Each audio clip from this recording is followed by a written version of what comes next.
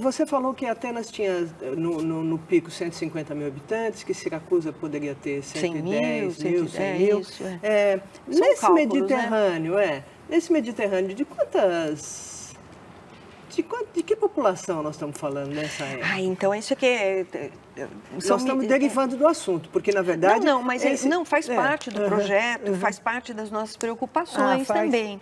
Então, porque o negócio é o seguinte, que dados a gente tem para calcular a demografia? Os enterramentos. Quantas pessoas são enterradas, quantos homens, quantas mulheres, quantas crianças, né? E esse tem registro escrito disto ou não? Não, registro material. Tem registro material. Tem então, mas é que são registros lacunares. Aí isso a gente combina... Lacunar? Lacunar quer dizer... Tem lacunas. Com muitas lacunas, cheio de buracos. Aí a gente tem outro meio de calcular também, por exemplo, em Atenas, tem a Pinix, o lugar da Assembleia. Quantas pessoas cabem sentadas? Então, todos são cidadãos, cada um chefe de família, então se faz novos cálculos, tá certo? Quantos podem sentar nesse tipo de edifício? As casas como são? De que tamanho são as famílias? Né? Quer dizer, isso você está me contando que o registro material informa sobre a população. Quer dizer, né?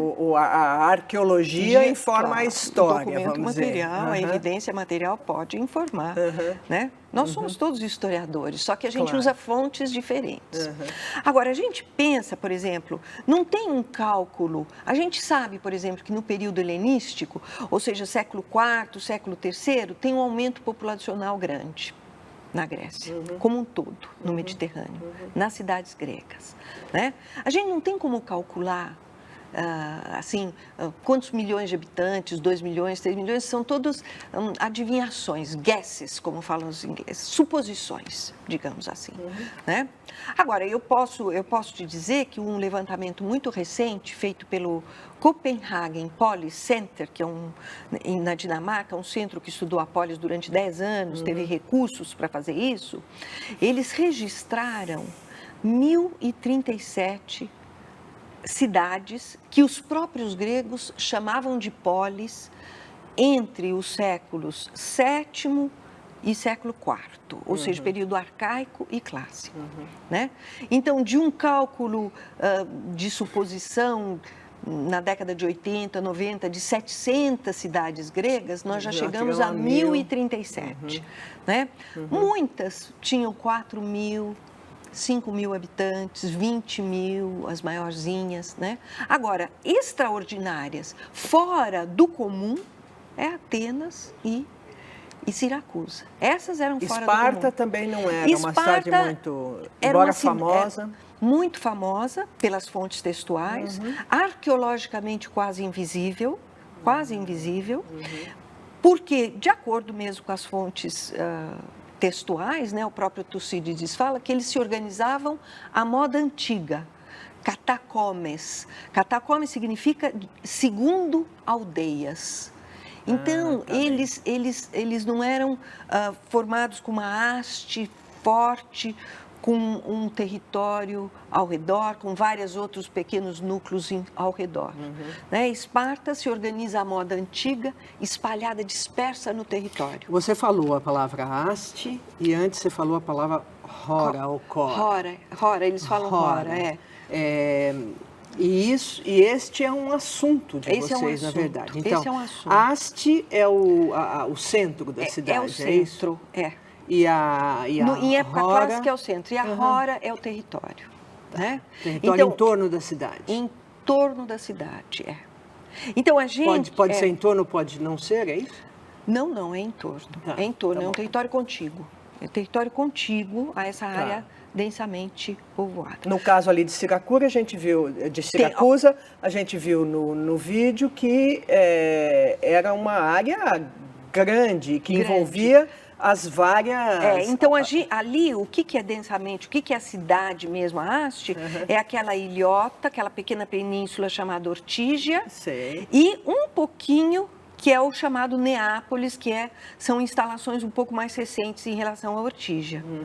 Só depois, em período helenístico e hoje em época moderna, que o resto foi ocupado, em época romana, que foi ocupada toda a área ocupada por aquela muralha. Mas nem isso. Nem isso. Acho que mais em época romana e depois em época recente é que essa parte foi ocupada, urbanizada. Mesmo hoje, quando você vai lá, para você chegar no Castelo Euríalo, você passa por vinhedos, entendeu? Por área que ainda é agrícola. Por área que ainda é agrícola.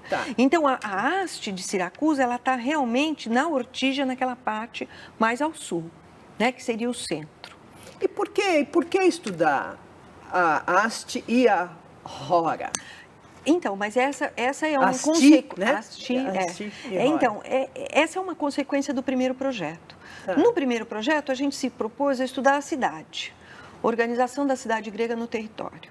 Aí, à medida que você vai pesquisando, levantando as fontes, que você vai nos locais, você fotografa, você conversa com quem escavou, você analisa relatório de escavação, você começa a perceber que a cidade grega, polis, o que eles chamavam de polis, não tem uma oposição entre campo e cidade, entre centro e periferia, entre... Quando a gente fala, por exemplo, naquele sistema mundial do Wallenstein, centro e periferia, quer dizer, o centro toma as decisões, a periferia, como hoje a cidade moderna, né, a periferia abastece. Isso não existe na Grécia. Essa é uma consequência, né, do nosso estudo e de outros estudos também que estão sendo feitos atualmente. Né? As coisas se sobrepõem, está tudo sobreposto, entendeu? Por exemplo, uma cidade no sul da Itália, grega, Metaponto, né? Está comprovada, a arqueologia comprova que a maior parte dos habitantes morava na Hora. Né? Os cemitérios, não existe um cemitério único onde todo mundo enterra os mortos.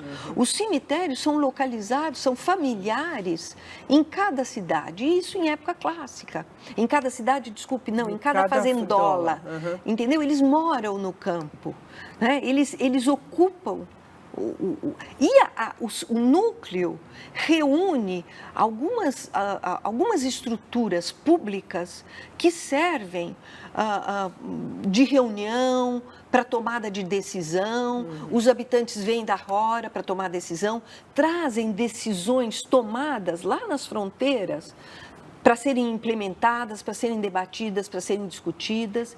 Então, esse centro ele tem uma função de poder e tem uma função religiosa importante, porque o que dá liga é a religião para todos os gregos. Explique, por favor.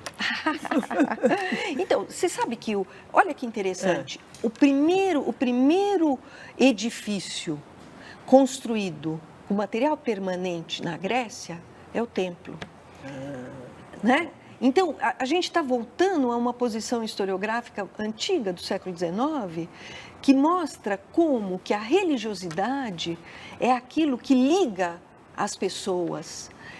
Existem muitas coisas que ligam as pessoas, né? Uma ancestralidade comum, tá certo?